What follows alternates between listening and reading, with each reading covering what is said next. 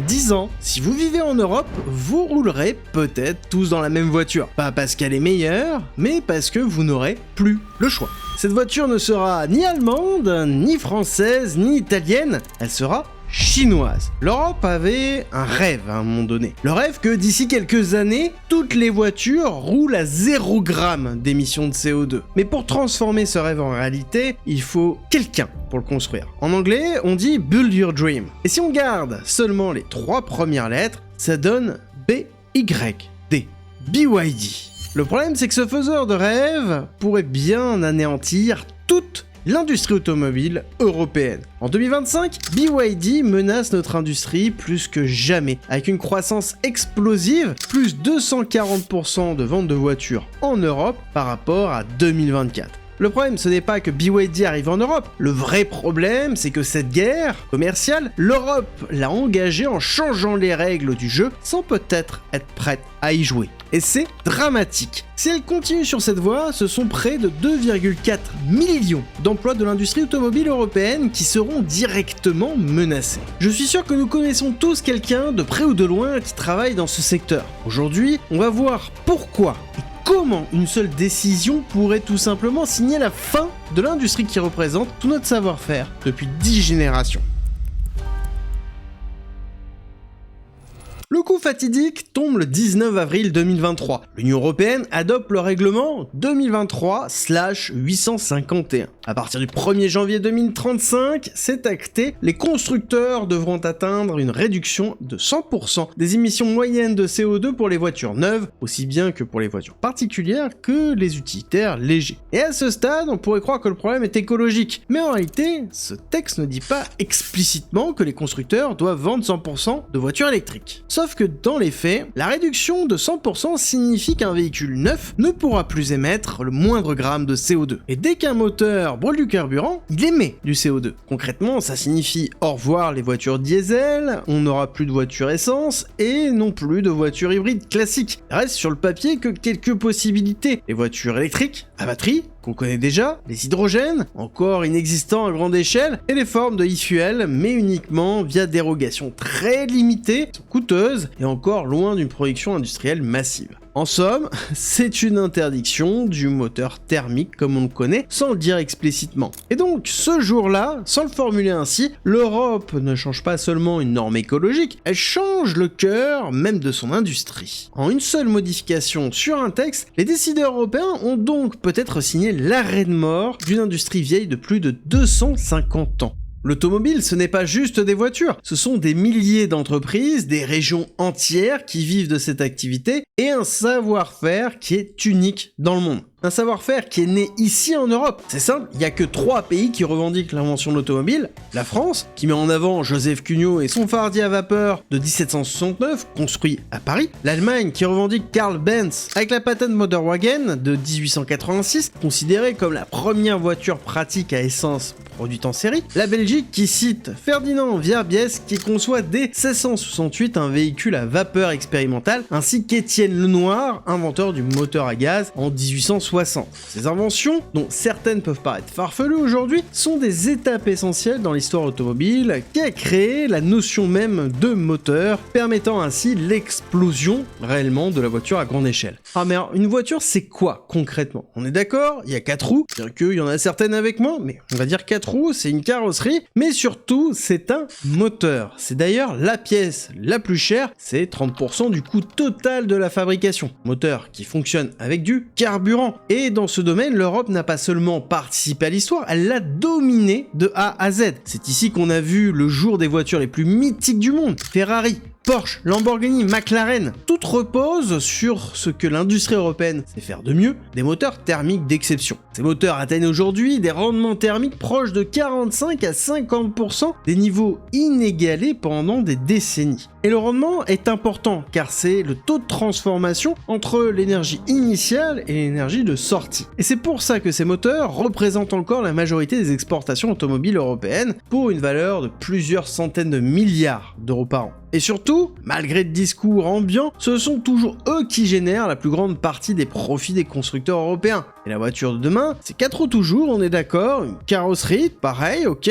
sauf qu'il n'y a pas de moteur, il y a une batterie. Et donc, on supprime brutalement les moteurs, et c'est pas seulement changer de technologie, c'était effacer un ADN industriel, un savoir-faire unique et des décennies d'avance technologique. Une voiture que l'Europe veut qu'on achète demain, cet ADN ne sert plus à rien, ce savoir-faire non plus. C'est renoncer à ce que nous savons faire mieux que presque tout le monde, au moment même où d'autres pays n'attendent qu'une chose, prendre notre place. Et avec cette décision et la voiture électrique, nous le referons tout sur un plateau doré. Dans un véhicule électrique, comme je l'ai dit, le moteur n'est pas du tout la pièce maîtresse. Il est simple, compact, standardisé et surtout très facile à produire. Ce qui différencie réellement une voiture électrique aujourd'hui, c'est avant tout la batterie. Et son impact est très loin d'être marginal. Une batterie représente entre 30 et 50% du coût total de la fabrication d'une voiture électrique. Autrement dit, une part majeure de la valeur du véhicule repose sur cet unique composant. Et pour bien comprendre ça, le mieux c'est de prendre un exemple. Ça, c'est une Dacia Spring.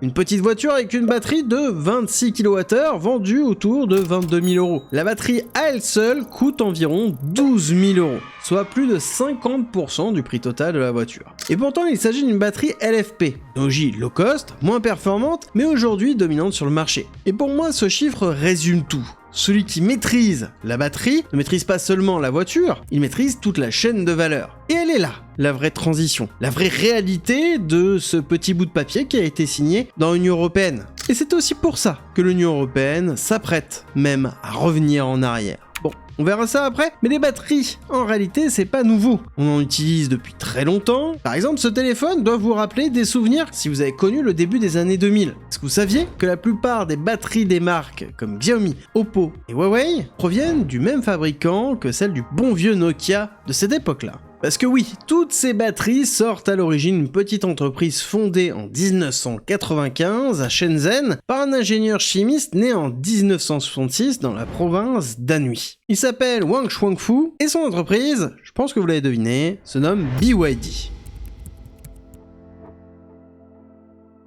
BYD n'a pas gagné parce qu'elle est plus brillante que les autres. Elle a gagné parce qu'elle jouait sur un terrain que l'Europe venait à peine de créer. Wang Shuangfu est le roi de la batterie depuis plus de 30 ans. Et il a vu venir très tôt d'ailleurs le tournant de l'automobile électrique. Son raisonnement est simple. Dans la voiture de demain, la pièce la plus importante sera la batterie. Donc autant fabriquer la meilleure pièce centrale de la future industrie automobile. Il a déjà le cœur du véhicule, il ne lui manque plus que la carrosserie. Et pour aller vite et éviter des démarches administratives intermédiaires, il rachète en 2003 un petit constructeur automobile chinois, Xianqinchuan, pour 280 millions de yuan, soit environ 33 millions d'euros. Il lance alors BYD Auto. Très loin de ce qu'on voit aujourd'hui, les débuts sont modestes, les premiers modèles comme la F3 est très fortement inspiré de la Toyota Corolla, et BYD vend environ 50 000 véhicules sur l'année 2006. Aujourd'hui, elle en vend autant en moins de 10 jours. Mais alors, comment? La réponse, elle est simple. Grâce à des prix ultra agressifs. Autour de 9 000 € pour une voiture neuve, et les ventes explosent. 200 000 unités en 2008. Et à cette époque, là où on n'imaginait même pas l'évolution de la voiture électrique en Europe, la Chine et les autorités chinoises considèrent, eux, que l'automobile et la batterie sont des industries stratégiques. Les industriels comme BYD bénéficient d'ailleurs de crédits bancaires à taux très faibles qui sont accordés par des banques publiques avec des horizons de remboursement longs, voire indéfinis, et qui permettent d'investir massivement sans pression immédiate sur la rentabilité. Dès le début des années 2000, les administrations locales et les entreprises publiques commencent à renouveler d'ailleurs leur flotte. Taxis, bus, véhicules municipaux, offrant du coup aux constructeurs chinois des volumes garantis dès les premières années. Et ces volumes permettent à BYD d'industrialiser très tôt et de baisser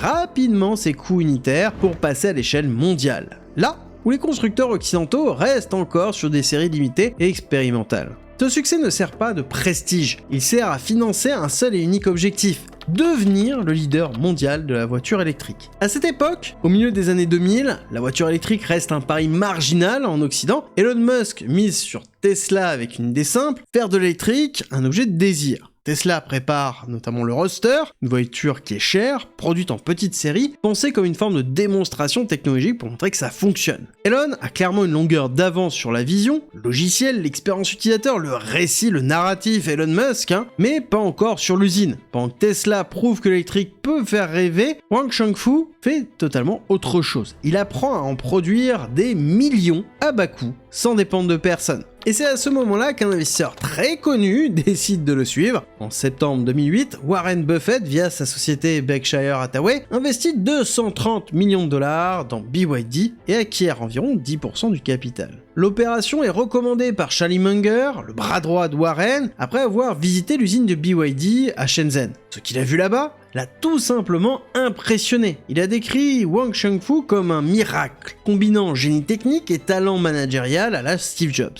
Et malgré la crise financière mondiale, Buffett mise sur BYD. Un pari rare pour lui, et surtout très tôt à une époque où personne ne croyait encore vraiment à la voiture électrique, et encore moins à la voiture électrique chinoise. On va dire qu'à cette époque-là, le Made in China n'avait pas forcément bonne publicité. Mais ça a été un pari gagnant. La participation de Berkshire Hathaway est multipliée par plus de 20 avec un rendement dépassant les 4500%.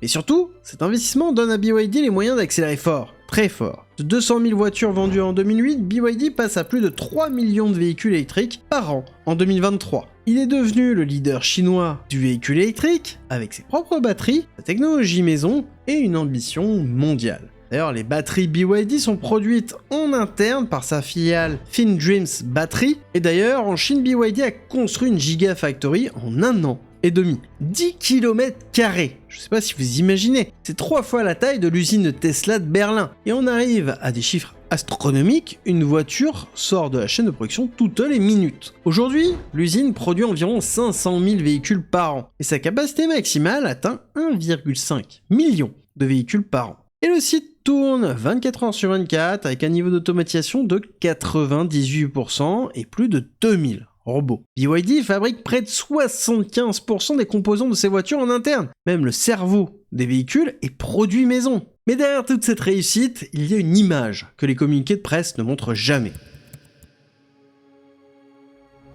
Ces dernières années, BYD a été visé par de sérieux soupçons de manipulation de ses chiffres de vente. Relayés par les médias, appuyés par des preuves visuelles, en Chine, des milliers de voitures électriques neuves ont été retrouvées immatriculées, mais jamais utilisées, stockées sur d'immenses parkings à ciel ouvert. À Hangzhou, ou encore dans la province de Zhejiang, des vidéos montrent des BYD encore sous plastique, abandonnés pendant des mois, et on peut se poser des questions. Même si le mécanisme est connu, on immatricule artificiellement, on comptabilise comme vendu pour capter des subventions publiques, puis on revend plus tard comme une occasion 0 km, souvent le tout à perte. 2025, des estimations relayées dans la presse évoquent entre 50 000 et 100 000 véhicules concernés sur une seule année. Et il y a même eu une enquête officielle qui a été ouverte par les autorités chinoises. Ce n'est pas propre à BYD. Cela n'empêche pas qu'entre janvier et octobre 2025, BYD a produit plus de 3,7 millions de véhicules. À titre de comparaison, l'Europe ne dispose que de 4 à 6 usines de batteries réellement européennes capables de fabriquer 800 000 à 1 million de batteries par an dans le meilleur des cas. Le reste de sa capacité de production, c'est-à-dire 60 à 70%, reste contrôlé par des groupes asiatiques. Donc, à elle seule, si on résume, BYD produit déjà plus de batteries que toute l'Europe réunie, et c'est ici que l'on comprend que le problème n'est plus politique, ni écologique, ni idéologique, il est mathématique. En Europe, on vend en moyenne 12 à 15 millions de voitures neuves par an. Donc si l'objectif est le 0 g de CO2, comme ratifié, cela signifie qu'il faudrait remplacer, convertir 12 à 15 millions de véhicules thermiques par an. Et si on part sur la voiture électrique, la conclusion est simple, c'est matériellement impossible. À raison d'1 million de batteries par an d'ici 2035, l'Europe pourra produire environ 10 millions de batteries, et il en restera donc au minimum 5 millions pour réaliser son rêve de 0 g de CO2. Et ça, c'est sans compter la détérioration de celles créées avant, bref, c'est juste impossible. Donc, pour les constructeurs comme Peugeot, le groupe Volkswagen ou Renault, par exemple, le temps n'est plus une notion d'adaptation lente, il est temps d'accélérer, et pas qu'un peu. Face à la concurrence qui a déjà 10 coups d'avance, mais aussi face à leur propre continent qui impose des objectifs sans fournir les moyens industriels pour les atteindre, l'ennemi n'est pas uniquement ailleurs dans le monde, il est aussi au cœur des décisions européennes. Donc, bonne chance. Et pour bien comprendre l'impact que ça, en 2025, la première voiture électrique issue de notre industrie dans les ventes en Europe arrive à la 4e place. La Renault 5. La voiture de nos gros-parents, remise au goût du jour, plus design, et désormais 100% électrique. Le succès est réel, on a plus de 67 000 ventes entre janvier et octobre 2025. Preuve d'ailleurs que l'Europe sait encore à peu près séduire le public européen. Mais maintenant, quand on regarde dans le détail, la Renault 5 e-Tech en entrée de gamme est affichée à 25 000 €. Et à ce prix-là, il n'y a ni siège chauffant, ni caméra de recul, ni régulateur adaptatif, ni éclairage d'ambiance interne, ni jantes en aluminium, et j'en passe. En face, sur à peu près la même gamme de prix, on retrouve la BYD Dolphin Surf, considérée comme une concurrente directe. Finition haut de gamme confort, avec toutes les options, elle est proposée à 26 640 €, soit 1640 € de plus que la R5, mais avec siège chauffant, grand écran central 10 pouces, aide à la conduite complète, technologie embarquée, moderne, etc. Et en plus, la Renault offre environ 100 km d'autonomie de moins, oui quand même, et surtout 61 chevaux de moins. Autrement dit, pour quasiment le même prix, la voiture chinoise est mieux équipée, plus puissante et plus endurante. Et le plus fou dans cette histoire, c'est le contexte. Parce que depuis octobre 2024, l'Europe surtaxe les voitures chinoises. Pour BYD, cela représente 10% de droits de douane classiques, plus une surtaxe de 17,4%, soit quand même 27,4% de taxes à l'importation, pendant que Renault produit en Europe sans ces taxes-là. Et malgré ça, BYD reste intouchable en termes de prix. Autrement dit, même quand l'Europe protège son industrie, elle n'arrive pas à rattraper son retard technologique. Alors on pourrait se dire que Renault s'en met plein les poches sur les voitures électriques. Et j'aimerais vous dire oui, mais la réponse est simple, c'est un gros non. Sur certains modèles, Renault fait moins de marge que BYD. Au mieux, autant. On parle de marge comprise entre 6 et 7%, exactement dans les mêmes ordres de grandeur que BYD. Alors on pourrait dire que c'est les salaires qui posent problème. C'est vrai, mais ce n'est pas vraiment le cœur du problème. Le vrai problème, encore et toujours, vous l'avez compris, c'est la batterie. Chez Renault, une batterie d'entrée de gamme coûte environ 160 $ le kilowattheure. Chez BYD, on est dans les alentours de 85 $ par kilowattheure, presque 2 fois moins cher. Et quand on parle de dizaines de kilowattheures par voiture et des centaines de milliers de véhicules, l'écart devient gigantesque. Mais d'où vient-il concrètement ? Encore une fois, la réponse est très simple. Renault dépend de fournisseurs externes. BYD, pas du tout. Ils conçoivent, produisent, intègrent leur batterie en interne. C'est une maîtrise totale du cœur de la voiture électrique. Ce n'est pas un hasard si la stratégie de Tesla pour les années à venir n'est pas seulement de créer des voitures électriques haut de gamme, mais de les rendre suffisamment bon marché pour être massivement adoptées. Pour y parvenir, Elon Musk a compris que sans une maîtrise complète de la batterie, il serait impossible de réduire les coûts suffisamment pour être compétitif. Et c'est pourquoi Tesla ne se contente pas d'acheter des cellules à des fournisseurs, l'entreprise construit ses propres usines de production de batteries dans plusieurs pays et investit des milliards de dollars dans cette intégration verticale. Et chez nous, c'est pas un problème propre à Renault, c'est le cas de toutes les voitures électriques fabriquées en Europe. C'est une dépendance ouverte et affichée aux fournisseurs. Du coup, on a des coûts élevés, moins de marge de manœuvre sur les prix, et c'est comme ça qu'on se retrouve aujourd'hui avec plus de 70 concessions BYD en France. Et si vous prenez la route, ouvrez l'œil. Ce n'est pas une tendance du futur, c'est déjà la réalité. Et face à ce constat, il s'est passé quelque chose d'important ces derniers jours.